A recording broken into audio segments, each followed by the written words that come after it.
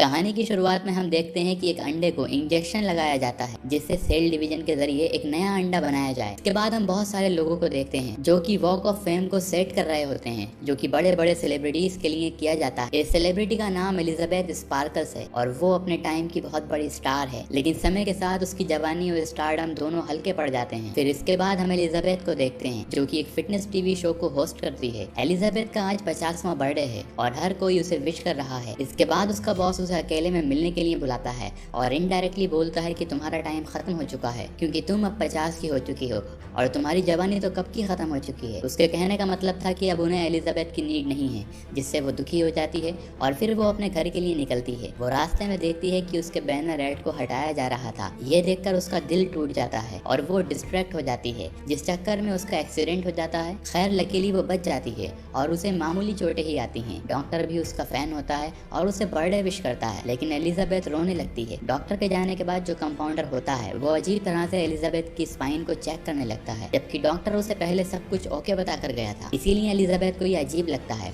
वो कंपाउंडर से पूछती है कि क्या सब कुछ ठीक है। कंपाउंडर कहता है कि हाँ सब ठीक है, बल्कि परफेक्ट है और तुम उसके लिए बिल्कुल सही कैंडिडेट हो। फिर सीक्रेटली वो एक पुड़िया एलिजाबेथ को देकर भेज देता है। उसी दौरान एलिजाबेथ देखती है कि उसके हाथ पर एक अजीब सा मार्क है। बाहर आकर एलिजाबेथ देखती है कि उस पुड़िया के अंदर एक ड्राइव होती है और साथ में उस कंपाउंडर का नोट भी था कि इसने मेरी लाइफ बदल दी। तभी रास्ते में उसे अपने स्कूल के टाइम का एक आदमी मिलता है जिसका नाम फ्रेड होता है और वो एलिजाबेथ का बहुत बड़ा फैन है। एक तरह से वो उसका दीवाना होता है और एलिजाबेथ की तारीफ करने लगता है। एलिजाबेथ को उसकी बातें सुनकर काफी अच्छा फील होता है कि अभी भी कोई है जो उसे इतना पसंद करता है और उसे स्टार मानता है और वो उसका नंबर लेती है। फिर घर जाकर एलिजाबेथ उस ड्राइव को प्ले करती है जिसमें कि उसे सब्सटेंस नाम के इंजेक्शन के बारे में पता चलता है। इस इंजेक्शन में सेलुलर डिवीजन होता है और एक नई बॉडी तैयार होती है जो कि उसी की एक यंगर सेल्फ होगी। पहले तो वो इसे यूज करने से कतराती है और ड्राइव को डस्टबिन में डाल देती है क्योंकि ये एक ब्लैक मार्केट ड्रग होता है और उसे यूज करना रिस्की हो सकता है। लेकिन मिरर में खुद को बूढ़ा होता हुआ देख उसका मन बदल जाता है।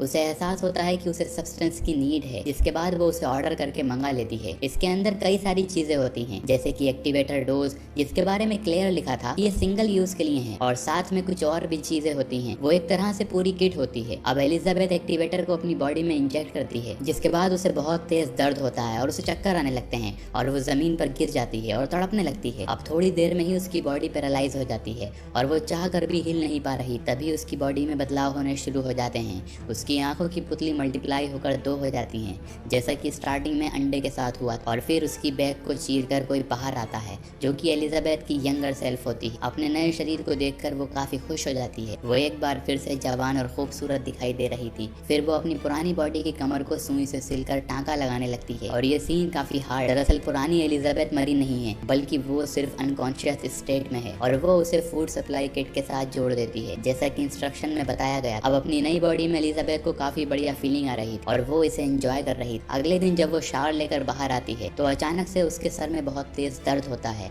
और उसकी नाक से खून आने लगता है। आगे एक्साइटमेंट में वो किट की बाकी चीजों को यूज करना तो भूल ही गई थी। उसे पता चलता है कि उसकी पुरानी बॉडी की स्पाइन में एक फ्लूइड बनेगा जिसे निकालकर उसे नई बॉडी में इंजेक्ट करना है और 7 दिन डेली उस फ्लूइड को लेना है और 7 दिन बाद अपनी बॉडी को स्विच कर लेना है ताकि बॉडी में फिर से नया फ्लूइड बन सके। और इसी तरह ये साइकिल चलती रहेगी, यानी कि 7 दिन नई बॉडी में और 7 दिन पुरानी बॉडी में। एलिजाबेथ एक दोहरी जिंदगी जिएगी और इस यंगर सेल्फ को एलिजाबेथ सू नाम देती है। इधर एलिजाबेथ को रिप्लेस करने वाली नई मॉडल के लिए ऑडिशन चल रहा होता है। वहीं दूसरी तरफ एलिजाबेथ को हटाने के लिए एक नई मॉडल आती है और उसका ऑडिशन चल रहा था। अब वो ऑडिशन में चली जाती है। उसे देखते ही लोग पागल हो जाते हैं। वो उनके लिए बिल्कुल परफेक्ट और तुरंत शो का सिलेक्शन हो जाता है और बॉस भी उसे तुरंत हायर कर लेता है। लेकिन वो उनके सामने कंडीशन रखती है कि वो अल्टरनेट वीक पर ही अवेलेबल होगी। उसे टाउन के बाहर अपनी माँ का ध्यान रखना है। इस पर बॉस कहता है कि तुम्हारे लिए सब माफ है, मुझे अपने शो के लिए सिर्फ तुम चाहिए हो, और उसकी कंडीशन मान लेता है। इसके बाद वो शो को ज्वाइन करती है। ऑडियंस भी उसकी दीवानी हो जाती है और देखते ही देखते वो स्टार बन जाती है। जैसे कि एलिजाबेथ अब 7 दिन बाद वो अपनी पुरानी बॉडी में फिर से स्विच कर लेती है और ये काम वो एक ड्रिप के जरिए करती थी। तो इसी तरह वो अपनी दोहरी जिंदगी जी रही थी।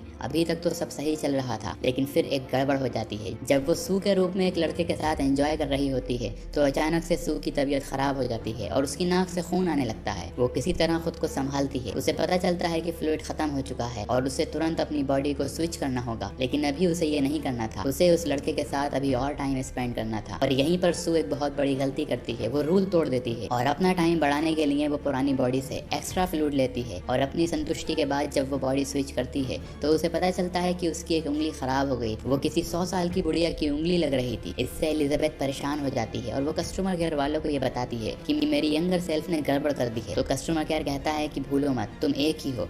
एलिजाबेथ पूछती है कि क्या इसे ठीक कर सकते हैं। इस पर कस्टमर केयर वाले मना कर देते हैं कि ये तो पॉसिबल नहीं है और तुम्हें आगे भी अपनी लाइफ में बैलेंस बनाकर चलना होगा। अब एलिजाबेथ जब टीवी देखती है तो उसमें सू का ही शो आ रहा था और उसे पता चलता है कि सू ने उसे पूरी तरह से रिप्लेस कर दिया। उसे लग रहा था कि उसका खुद का वजूद खतरे में है। तो यहाँ पर एलिजाबेथ सू से जेलस फील कर रही। असल में एलिजाबेथ को पहले से मेंटल इश्यूज थे। अपनी ओल्ड एज को एक्सेप्ट ना करने की वजह से वो पहले से ही स्ट्रेस में थी और अब इस दोहरी जिंदगी जीने के चलते उसे स्प्लिट पर्सनालिटी डिसऑर्डर हो गया था, जो कि एक तरह की बहुत गंभीर बीमारी है। तो जब वो सू की बॉडी में जाती थी तो एक अलग इंसान बन जाती थी। 7 दिन के बाद जब वो अपनी नई किट लेने जाती है तो उसे अपने कानों में आवाजें सुनाई देती हैं। उसे लगता है कोई उसका पीछा कर रहा है, जिससे वो परेशान होकर भागकर वो एक रेस्टोरेंट में आ जाती है जहाँ उसे शिवरिंग हो रही। उसके हाथ कांप रहे थे। तभी रेस्टोरेंट में एक ओल्ड मैन उसे कहता है कि 7 दिन बहुत ज्यादा है ना, पूरी तरह से अकेले रहकर जीना पड़ता है। जिससे एलिजाबेथ को समझ आता है कि वो आदमी भी सब्सटेंस का यूज कर रहा है। और तभी वो उसके हाथ को देखती है जिस पर वैसा ही निशान होता है जो कि उस कंपाउंडर के हाथ पर था। यानी वो कंपाउंडर इसी ओल्ड मैन का यंगर सेल्फ था। वो आदमी कहता है कि तुम्हारे यंग सेल्फ ने भी तुम्हें खाना शुरू कर दिया है। जिससे एलिजाबेथ परेशान होकर वहाँ से भाग जाती है और रास्ते में एक लड़के से टकराती है और ये वही लड़का होता है जिससे वो सू के रूप में मेकआउट कर रही और वो लड़का उससे काफी रूडली बात करता है, जो कि सू के रूप में उससे बहुत ज्यादा प्यार कर रहा था। अब ये देखकर उसे अपने लिए बहुत ज्यादा जिल्लत महसूस होती है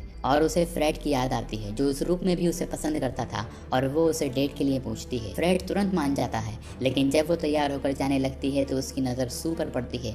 वो खुद को उससे कंपेयर करने लगती है और वो इनसिक्योर फील करती है। वो मिरर के सामने खुद को देखती है और मेकअप करती है, फिर बाहर जाती है, फिर सू को देखती है और फिर दोबारा तैयार होती है और एक टाइम के बाद वो एकदम पागल सी हो जाती है और वो डेट पर जाती ही नहीं। दरअसल वो अपना कॉन्फिडेंस लेवल पूरी तरह गिरा चुकी थी। इधर फ्रेड उसे मैसेज पर मैसेज भेज रहा था कि मैं रेस्टोरेंट में हूँ, तुम कहाँ हो, लेकिन वो कोई रिप्लाई नहीं करती। फिर जब तक वो एलिजाबेथ के रूप में होती है वो काफी डिप्रेशन में रहती है और एक सीन में हम सू को देखते हैं। शूट के दौरान उसके हिप पर बबल जैसा कुछ निकल आता है जिससे वो घबरा जाती है, लेकिन दूसरे ही पल उसकी हिप नॉर्मल हो जाती है। लेकिन बाकी के लोगों ने भी ये देखा था। वो रिप्ले करके चेक करने लगते हैं कि ये अजीब सा क्या था और सब उसके हिप को स्लो मोशन में जूम करके देख रहे थे, जिससे सू अनकंफर्टेबल हो जाती है और एक्सक्यूज लेकर वहाँ से निकल जाती है। अब वो देखती है कि उसके हिप पर बम्प जैसा कुछ निकला हुआ है, जिसे सरका कर वो पेट से नाभि की तरफ ले जाती है और फिर उसकी नाभि से चिकन लेग पीस निकलता है। लेकिन दूसरे ही पल उसे रियलाइज होता है कि ये बस उसका एक नाइटमेयर था और उसने बस खुद को स्विच किया था और शायद सू की पर्सनालिटी को भी मेंटल इश्यूज हो गए, क्योंकि अल्टीमेटली दोनों एक ही थे। फिर जब वो एक्चुअल शूट के लिए जाती है तो उसे पता चलता है कि उसे काफी पसंद किया जा रहा है, जिससे शो की रेटिंग भी आसमान छू रही है। और इससे खुश होकर बॉस उसे न्यू ईयर शो के लिए ऑफर करता है और इतनी बड़ी अपॉर्चुनिटी मिलने से सू बहुत एक्साइटेड हो जाती है और वो शो की तैयारी में लग जाती है, जिससे उसका शेड्यूल काफी बिजी हो जाता है और उसे लगता है कि 7 दिन उसके लिए इनफ नहीं है, उसे जिंदगी खुलकर जीनी है। और वो एलिजाबेथ की बॉडी से एक्स्ट्रा फ्लूइड लेकर गलत तरीके से अपना टाइम बढ़ाने लगती है। अब एलिजाबेथ तो अपनी साइड से बैलेंस को सपोर्ट करती थी, लेकिन सू ऐसा नहीं करती थी। कई दिनों तक वो अपनी बॉडी को स्विच नहीं करती थी, जिससे एलिजाबेथ का शरीर धीरे धीरे गलने लगता है और उसे सू के बिहेवियर पर बहुत गुस्सा आता है और वो कस्टमर केयर वालों से इस बारे में बात करती है, जहाँ एजेंट कहता है कि आप मैट्रिक्स हैं, आप चाहो तो उसे टर्मिनेट कर सकती हो।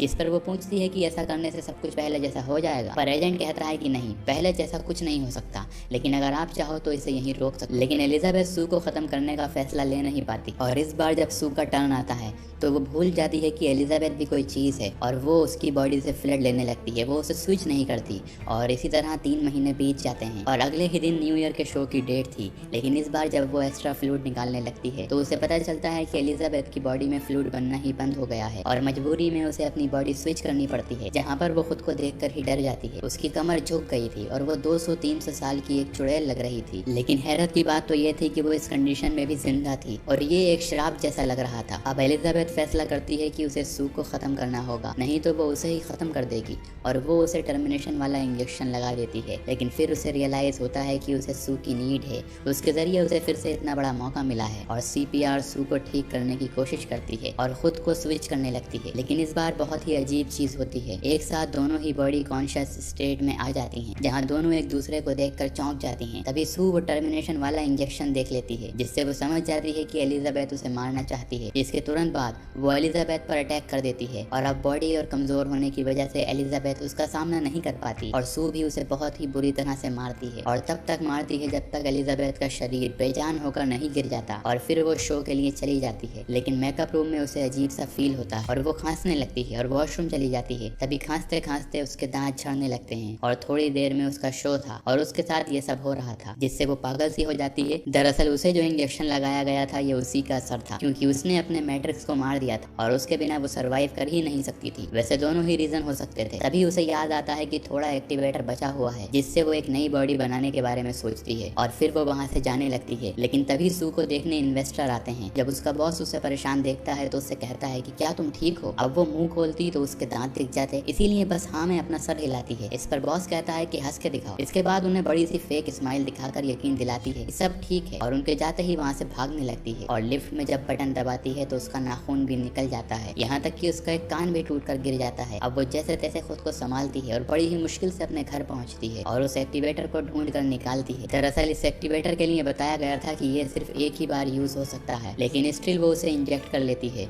और विश करती है कि मुझे नई बॉडी दे दी जाए। लेकिन वो मैट्रिक्स तो थी ही नहीं, वो तो एक कॉपी थी। तो कॉपी यहाँ पर एक कॉपी बनाने की कोशिश करती है, जिसके रिजल्ट के तौर पर सिंगल सेलुलर डिवीजन के बजाय मल्टीपल सेलुलर डिवीजन होता है और इस बार वो एक बहुत ही खतरनाक रूप में बाहर आती है, एक बहुत बड़े ट्यूमर के फॉर्म में, जहाँ पर सब कुछ उल्टा पुल्टा था। उसका हाथ कहीं लगता था, ब्रेस्ट कहीं लगा था और बैक पर एलिजाबेथ का चेहरा लगा था। कुल मिलाकर वो बहुत खतरनाक लग रही थी। खुद को वो इस रूप में देखकर वो बिल्कुल टूट जाती है, बट स्टिल वो शो के लिए तैयार होती है। अब अपने अजीबोगरीब बॉडी पार्ट्स को देखती है और पोस्टर से एलिजाबेथ का चेहरा निकालकर मास्क की तरह पहन लेती है और फाइनली उसने अपनी ओरिजिनल सेल्फ को एक्सेप्ट कर लिया था और इसी तरह वो शो में चली जाती है। उसे विजन्स आते हैं कि हर कोई उसे प्रेस कर रहा है, उसकी तारीफें कर रहा है, उसके लिए तालियां बजा रहा है, लेकिन हकीकत में उसे स्टेज पर देखकर हर कोई परेशान था कि ये चीज क्या है। और तभी उसका मास्क उतर जाता है, उसकी आंखों के सॉकेट को चीरकर एक ब्रेस्ट बाहर निकलता है और यह देखकर ऑडियंस डर जाती है और हर कोई उसे मॉन्स्टर बुलाता है। फिर कुछ सिक्योरिटी गार्ड उस पर अटैक भी करने आते हैं और कुल्हाड़ी से उसका सर काट दिया जाता है, लेकिन फिर से एक दूसरा सर उगाता है। उसकी बॉडी से खून के फव्वारे निकलने लगते हैं और वहाँ जितने भी लोग होते हैं सब खून में नहा जाते हैं। अब लास्ट में एलिजाबेथ की बॉडी टूटकर बिखरने लगती है और मांस के लोथड़े में बदल जाती है, लेकिन उसका फेस वाला पार्ट स्टिल जिंदा होता है और अमीबा की तरह रेंगते हुए उसी स्टार वाली जगह पर चला जाता है। और अपने एंड मोमेंट में एलिजाबेथ अपनी स्टार वाली लाइफ को याद करके खुश होती है और इसी के साथ उसकी मौत हो जाती है और इस मोमेंट पर यह कहानी खत्म हो जाती है।